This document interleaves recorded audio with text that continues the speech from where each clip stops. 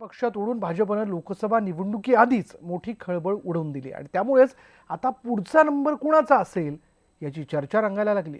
पाहूयात हा रिपोर्ट. अनेक लोक आहेत की जे आता वेटिंगवर आहेत किंवा आम्हाला पक्षामध्ये प्रवेश करायचा आहे, भारतीय जनता पक्षामध्ये आम्हाला प्रवेश द्या. कारण लोकांना पुढे काँग्रेस राष्ट्रवादी काँग्रेसमध्ये अंधार दिसतोय आणि म्हणून काँग्रेस राष्ट्रवादी म्हणून सगळे आता बाहेर पडायला लागलेले आहेत. तुमचं इन्कमिंग वाढणार, निश्चित इन्कमिंग वाढणारच आहे.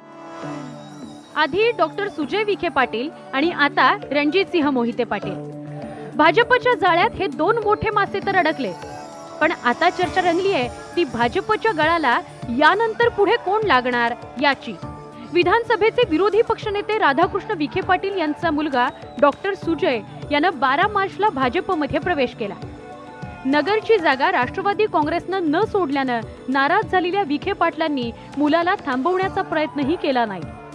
तेच साधत भाजपचे अगदी जनसंघापासूनचे निष्ठावंत असलेल्या दिलीप गांधी यांचा पत्ता कट करत डॉक्टर सुजय यांना नगरचे संभाव्य उमेदवार म्हणून मुख्यमंत्र्यांनी घोषितही केले.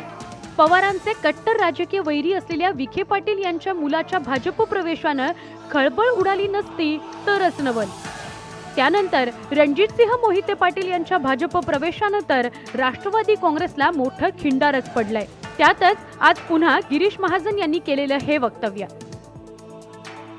काळाची गरज म्हणून रणजितसिंह मोहिते पाटील साहेबांनी या ज्या ठिकाणी भारतीय जनता पक्षामध्ये प्रवेश केलेला आहे, सुजय पाटील आहेत त्यांनी परवा त्या ठिकाणी केलात. अजून 2-3 दिवस बघा आपण.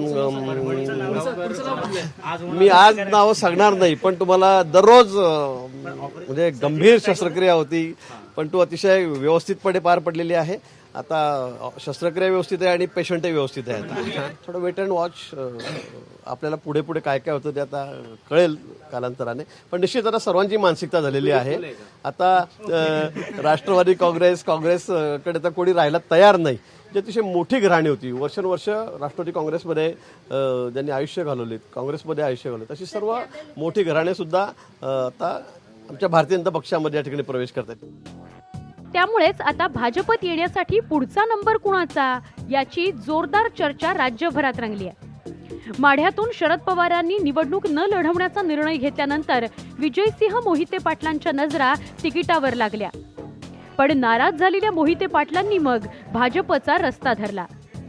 तसंच आता नाशिकच्या भारती पाटील याही भाजपमध्ये प्रवेश करण्याचं निश्चित झालंय. पण मुख्य चर्चा आहे ती म्हणजे आता कोणत्या दिग्गज नेत्याचा मुलगा भाजपच्या गळाला लागतो की एखादा नेताच भाजपमध्ये येतो याची. राष्ट्रवादी काँग्रेसचे आमदार जितेंद्र आव्हाड यांनी काही दिवसांपूर्वी मुलं पळवणारे आले आहेत असं ट्विट केलं होतं. या सगळ्या घडामोडींमुळे भाजपला परिवार असं का म्हणतात हे विरोधकांना नक्कीच समजायला लागलं असेल. त्यामुळे सध्या ते हाच विचार करत असतील की अगला नंबर किसका आएगा. Bureau report, news 18 Lokmat.